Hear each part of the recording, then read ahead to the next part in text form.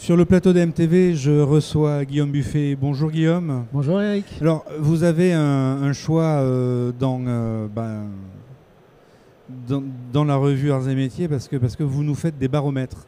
Oui. Des baromètres industriels, des baromètres aussi autour de la décarbonation. Et depuis que l'on se connaît, on essaie de comprendre un petit peu comment tous les écosystèmes évoluent. Aujourd'hui, sur Global Industries, vous allez nous présenter un petit peu la suite de vos études à la fois sur l'ensemble des problématiques de décarbonation où la France n'est pas en reste d'idées et de solutions.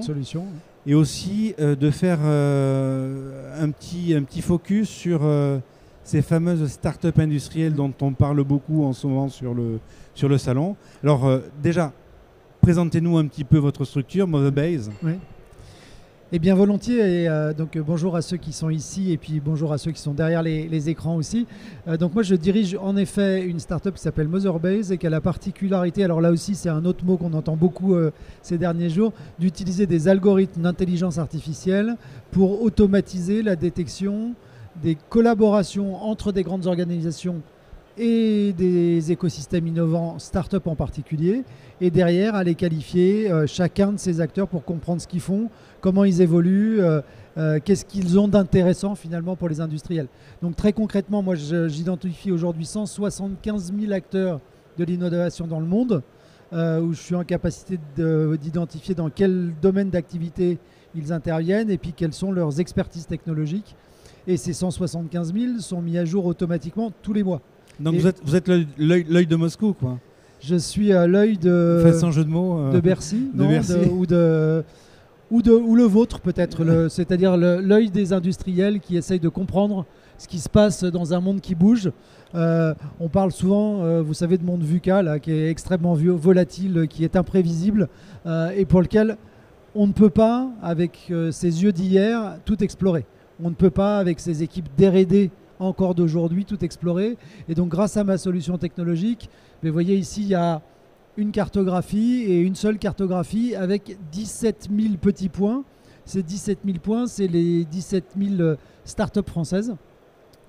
Et derrière chacun de ces petits points, ce petit logo, il y a une présentation de qui elle est, ce qu'elle fait, d'où elle vient, comment elle grandit, etc. Et donc le moyen d'aller explorer de façon extrêmement rapide ce qui est en train de bouger dans ce monde incroyable. On y voit aussi les interactions et les relations entre entreprises dans les secteurs industriels, mais aussi géographiquement parlant.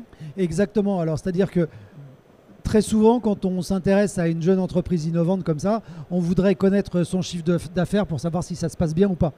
Et bien ce chiffre d'affaires, en général, dans le meilleur des cas, on l'a à 18 mois en retard, voire même 2 ans ou 3 ans. Soit même, elle ne le publie pas officiellement. Ouais.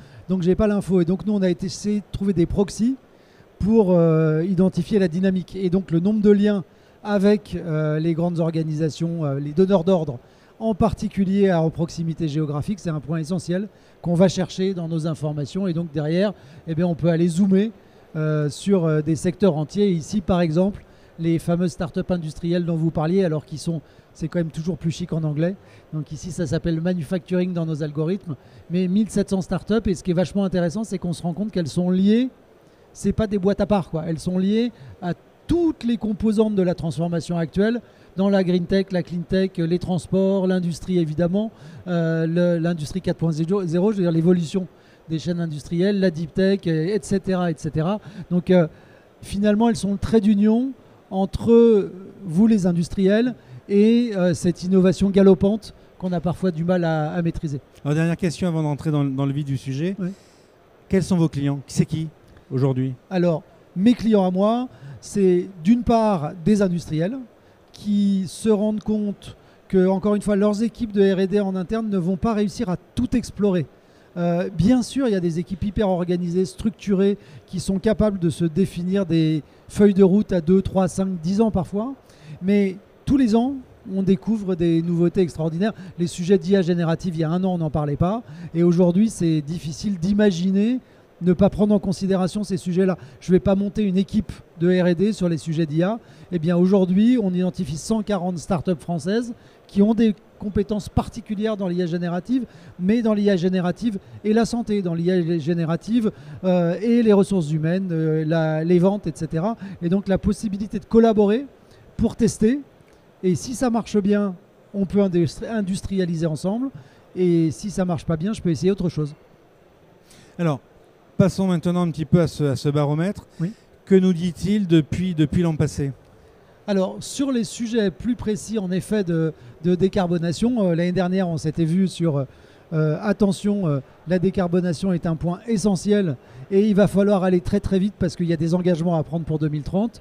Entre-temps, on s'est rendu compte que là encore, les offreurs de solutions, en particulier start-up, qui amènent des briques hyper pointues et précises dans le domaine de la décarbonation, se sont démultipliées. Et vous voyez ici, par exemple, on a fait une cartographie en fonction de ces acteurs par type de technologie. Et donc, si on zoome sur la décarbonation en particulier, on se rend compte que 3000 startups au niveau européen amènent 3000 solutions, plus de 500 ou 600 en France qui amènent des briques extrêmement pointues qui permettent à un industriel d'explorer ces sujets de décarbonation au-delà de la première étape assez naturelle. On pense décarbonation, on pense énergie. Alors, Guillaume, je vous coupe, mais la France est-elle toujours finalement leader autour des solutions de décarbonation ou est-ce que déjà on se fait tailler des croupières par d'autres pays ? Quand on voit, alors, je suis hyper fier de ma solution. 170 000 acteurs dans une base de données, ça commence à être vraiment très sérieux. J'ai la modestie de dire que je n'ai pas forcément un échantillon représentatif sur l'ensemble des pays de la planète. En tout cas, quand je vois l'énergie qu'il y a autour et la dynamique qu'il y a en France et en Europe, je vais dire, ce dont je suis certain, c'est que sur les sujets de transition climatique, clairement, l'Europe est en avance de phase sur les autres continents. Et quand on regarde la proportion de start-up de la décarbonation par rapport au total start-up, on est clairement en avance. Alors, est-ce que c'est la France toute seule ou est-ce que c'est la France avec ses partenaires allemands dans l'Europe du Nord aussi, où il y a des dynamiques extrêmement fortes? Je ne saurais pas répondre à cet aspect-là. Mais en tout cas, entre nous, Européens, on est super forts. Merci. Voilà. Et donc, je vous disais... Voilà, en général, on pense énergie quand on pense décarbonation. Une entreprise, une PME industrielle, elle dit tiens, je vais nommer quelqu'un pour substituer mes énergies fossiles par des énergies renouvelables. Et trop souvent, on oublie que finalement, la décarbonation, ça touche tous les aspects du cycle de production industrielle, depuis mes approvisionnements en amont, en passant par ma conception produit, et puis les aspects de production dans l'usine, les chaleurs fatales, la récupération énergétique, etc. Mais aussi la logistique amont comme aval. Et puis enfin, il y a plein de sujets transverses, aussi bêtes que comment est-ce que mes collaborateurs viennent au bureau. Eh bien forcément, on décarbone si tout le monde vient en vélo ou si les gens emploient une voiture pour 4 personnes.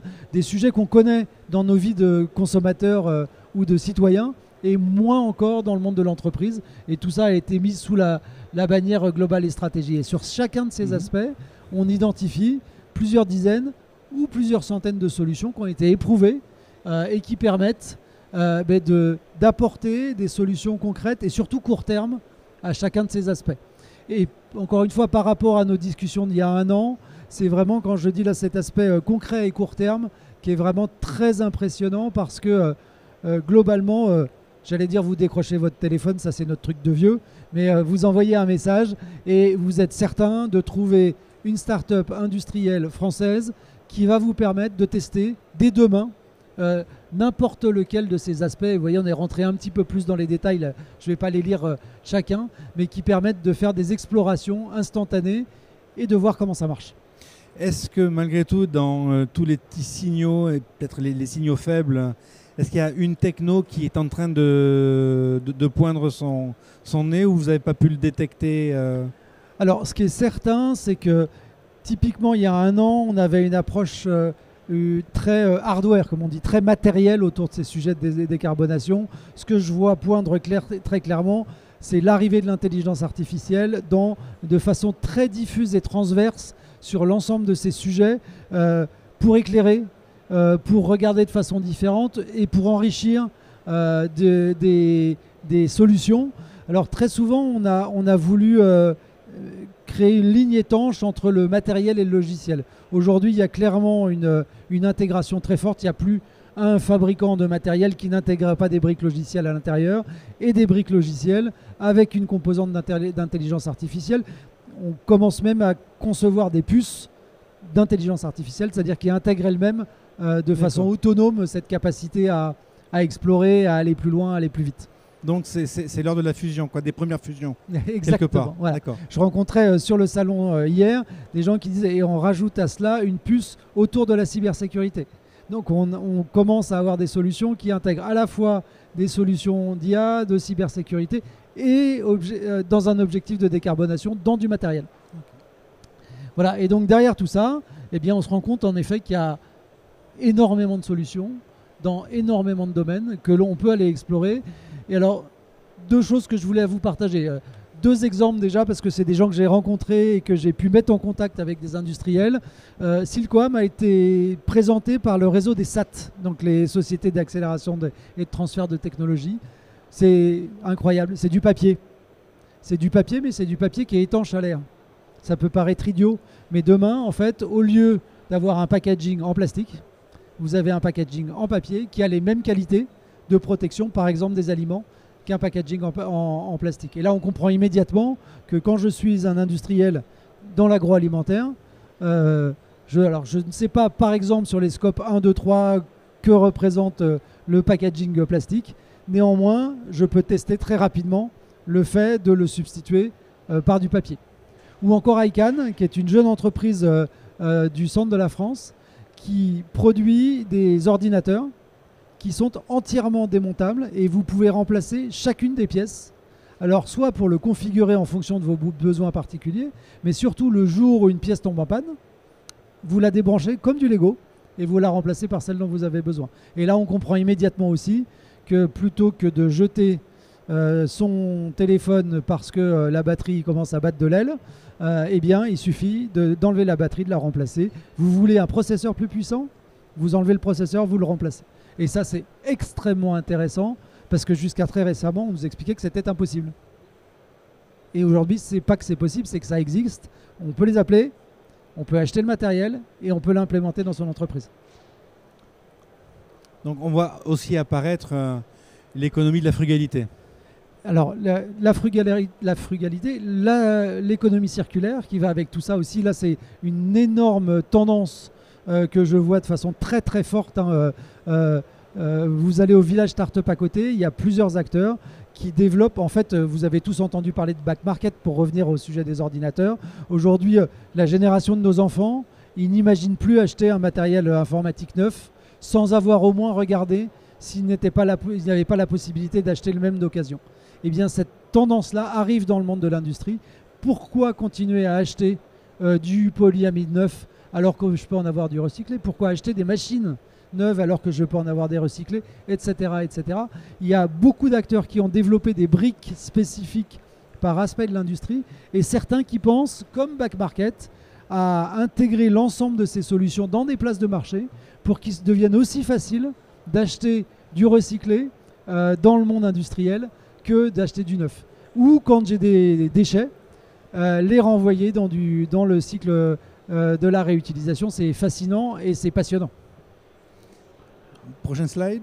Ben non, peut-être autour de ça. Ouais. Là, je vous ai cité deux exemples. Si vous avez envie d'en découvrir plus, je vous invite à aller, vous voyez, il y a un petit nom en haut sur le portail de la décarbonation que nous avons construit avec la filière Solutions Industrie du Futur. Le moyen le plus simple d'aller dessus, c'est vous tapez industrie.green sur votre navigateur. Vous arrivez sur ce portail et ce n'est pas deux exemples que vous découvrirez, c'est plus de 500 en fonction de votre problématique, les 6 étapes que je vous montrais tout à l'heure. Vous cliquez dessus et là, vous avez des solutions concrètes issues de la filière française sur chacun de ces aspects. Alors ça, ce produit existe depuis quelques temps déjà? Le portail, depuis la rentrée scolaire, depuis le mois de septembre. Voilà, puisqu'on en a parlé dans Arts et Métiers, mais là, vous êtes juste en train de l'implémenter en permanence, quoi. Exactement, donc il y a des solutions qui apparaissent au quotidien, c'est-à-dire dès qu'on découvre des nouvelles solutions, elles apparaissent sur la plateforme. Encore une fois, ce matin, l'une des startups du village ici a été rajoutée parce qu'elle amène une brique très particulière dans le cadre de la réutilisation et du recyclage, justement. Voilà, et tout ça, ça aussi c'est un sujet dont on avait déjà parlé ensemble, Eric. Hein. On s'est fixé, les entreprises se sont fixées, il y a des injonctions gouvernementales pour obtenir un niveau de diminution de l'empreinte carbone pour 2030. Encore une fois, déplacer son usine pour aller dans un pays qui consomme moins d'énergie, ça va prendre du temps. Grâce à la multitude de ces startups, grâce à cette approche test and learn autour de la collaboration, eh bien, on peut avoir des gains opérationnels extrêmement rapides et ne pas attendre 2027, 2028, 2029 pour mesurer les premiers résultats. Je trouve que c'est assez oui, tout à fait, ouais. inspirant, non, ou rassurant, parce que je trouve qu'on vit quand même dans un monde... c'est assez naturel qu'on soit un peu stressé et angoissé par tous ces sujets, mais allez voir les startups, vous verrez, ça partage une énergie qui est à la fois rassurante, mais qui est inspirante et qui est très participative, quoi. Et je suis absolument persuadé que les solutions, on les a. L'enjeu aujourd'hui, c'est d'emmener les directions de l'innovation et les dirigeants des entreprises industrielles pour leur dire allez-y, testez. En fait, vous n'avez rien à perdre. Vous n'avez rien à perdre et vous avez tout à gagner à explorer des nouveaux modes de collaboration, à explorer des axes de la décarbonation et puis demain peut-être d'autres axes d'innovation. Mais en fait, la décarbonation, c'est un moyen fantastique de tester des nouveaux modes de collaboration. Côté peut-être start-up industrielle française.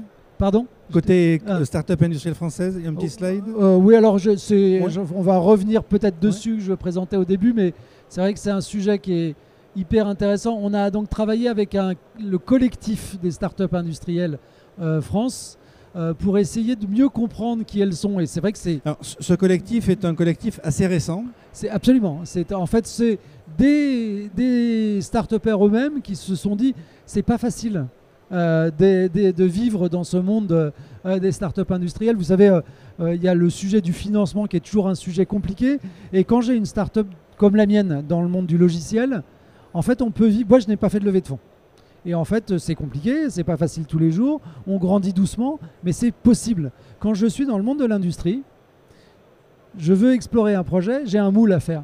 Eh bien, le moule, je ne vais pas le faire avec l'argent que j'ai dans ma poche. Donc, pour nombre d'entre elles, on n'a pas le choix que de passer par un sujet du financement. Et donc, un certain nombre de ces startups se sont mis ensemble pour faire entendre cette spécificité des startups industrielles, pour démontrer ce qu'elles sont en capacité de faire et faire en sorte que les fonds d'investissement s'intéressent plus à elles, forcément que les réglementations soient plus favorables, et puis encore une fois, faire en sorte surtout qu'elles fassent du chiffre d'affaires. Souvent, on dit qu'un bon contrat vaut une levée de fonds.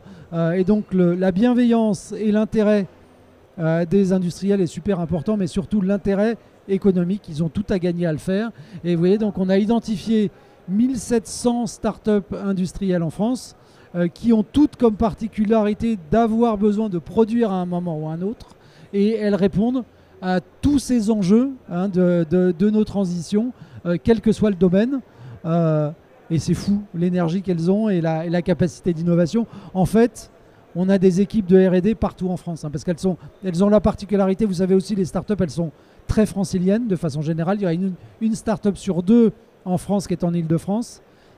Les startups industrielles, elles sont partout, sauf à Paris. Et donc, dans tous les territoires, il y a une dynamique fantastique. Et donc, des équipes de R&D pour vous, partout en France, qui explorent tous les domaines. Ce serait dommage de s'en priver. Merci Guillaume pour ces éclairages à la fois bienveillants et puis où on a la petite graine qui est plantée. Hein. Oui, allez bosser avec les startups. Merci encore. Merci Eric. Et bon salon. Merci.